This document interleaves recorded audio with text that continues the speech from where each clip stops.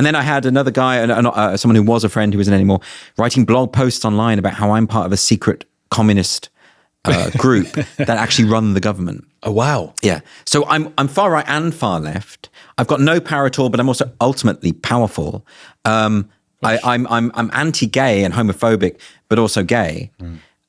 So it's like, this can't be true. Like you're describing 100 different people. You sound like a Jew. That's what's. Well, it always comes back to that. Probably, I've just been called a Zionist the other day. Oh, okay. Yeah. I had the Zionist thing. I was actually in a diagram of Zionists posted by this white nationalist account. I was in one of those with you, actually. Oh, well, it might be the same one. I was delighted because it was like, it said Andrew Doyle, Andrew Gold, Konstantin Kisin, and I was like, oh, I'm in good company. Good company. Yeah. Yeah. But I've never even commented on Zionism. So no. You're not Jewish, are you? No. How do I become a Zionist? How does that work? I mean, I'm not even sure what it is entirely because I've heard so many different definitions. Well, to become a Jew, you'd probably have to marry my mum. I mean, I'm not averse to it. She's a bit older than you. Like I say, if it's about identity, maybe it's a good thing to do. If it will make me a Zionist, if I legitimately be in that diagram. Oh, it's a lovely diagram. It's a lovely. You get put on these diagrams that like it's. But again, that's it again. Mischaracterizing what you think, rather than like in the before times. If there was a lack of clarity about what someone thought, you'd probably ask them, wouldn't you? Yeah. What do you think about this? Yes. Rather than you think this and therefore you're evil, and then you say I don't think that. Oh well, that's proof that you do, and you're just secretly hiding it. You know what it reminds me of? There was a documentary called The Power of Nightmares. It was ages ago. And it was there was a moment where a CIA operative or executive said that during the Cold War, the CIA were monitoring for Russian submarines and they couldn't find any evidence that there were Russian submarines. So that to them proved that the Russians had developed technology to cloak their submarines.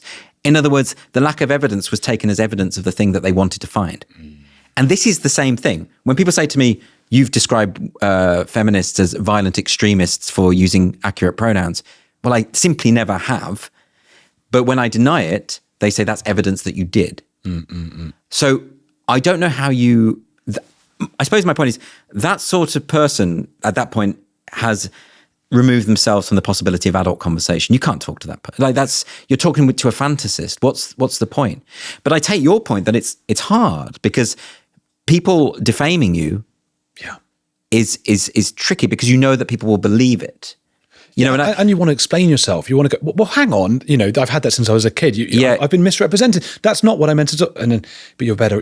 I know now you're better off just ignoring, which they take as evidence that they were right. Exactly. Yeah. But like sometimes I will quote tweet these, not so much because I want to get involved in the fight, but because I want people to understand what's happening. I want people to understand, not even just for me. I want to try and make this point about what the world has become. Like this wilderness of tigers, if you want to borrow a Shakespearean phrase, this realm where where truth is irrelevant and it's just competing narratives, and where people are unwilling to change their narratives when new evidence approaches. It's called belief perseverance. You know, you hold a belief about someone and then you realize it's wrong and you're presented with the evidence, but you still hold to it. Yeah. And if you're doing that, you're no longer thinking. If you're doing that, you are now an ideologue. You are now outsourcing your thinking capabilities to a set of rules and a set of preconceptions. It's a kind of intellectual death. That's why they call it thought-terminating cliches. Thought-terminating cliches. Ends it, yes. It's the Robert J. Lifton idea. It ends it.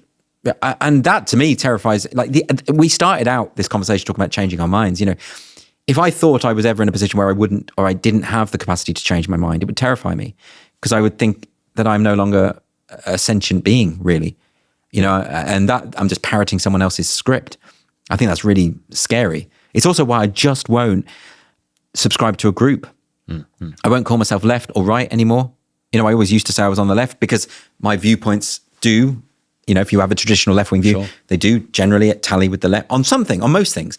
But I've got a few things that tally more with the right, but I won't call myself, you know, I've spent a lot of time arguing for women's rights and gay rights and against gender ideology, but I won't call myself a GC.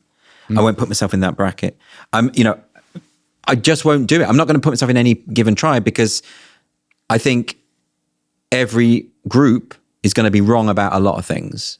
One tribe you are in is the tribe of book writers, and is that a tribe? It's a tribe. It's a segue. That's what it is. A segue to not remotely heavy-handed. It was good. It was good. Yeah. We're getting good at these segues. That's what they wrote in the back of your book, wasn't it? Not remotely heavy-handed. That's what. Yes, a great quote. There's a great quote by Andrew Gold on the back of your book. Yeah. I wasn't asked to put one actually. Sorry about that, but you are quoted in it. Yes, and I love that.